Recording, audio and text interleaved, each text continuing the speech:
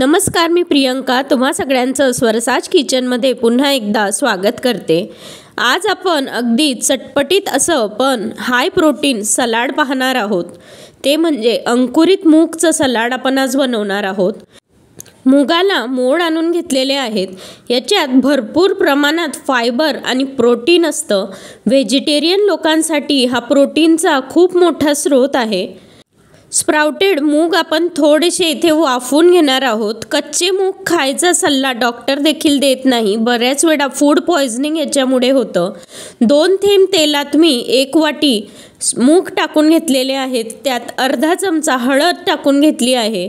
2 ते 3 चमचे पाणी घालून घ्यायचं आहे व मीडियम फ्लेमवर याला मी झाकून 3 ते 4 मिनिटं शिजवून घेणार आहे।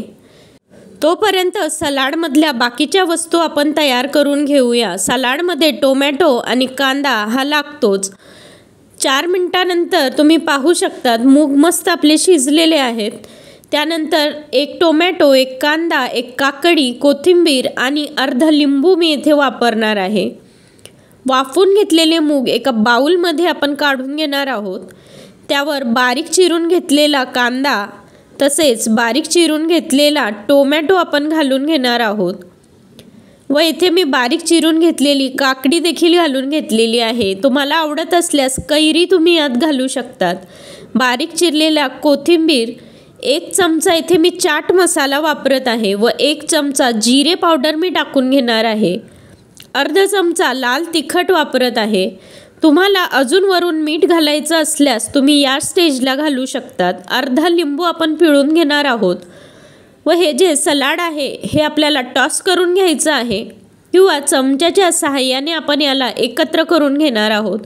अगदी झटपट होणारं हे सलाड आहे। संध्याकाळच्या भुकेसाठी किंवा नाश्त्यासाठी हे वेट लॉसमध्ये खूप छान असतं। तुम्ही देखील हे हेल्दी सलाड नक्कीच बनवा आणि स्वरसाज किचनला सबस्क्राईब करायला विसरू नका। बेल आयकॉन देखील प्रेस करा आणि अशाच रेसिपी पाहत रहा। धन्यवाद।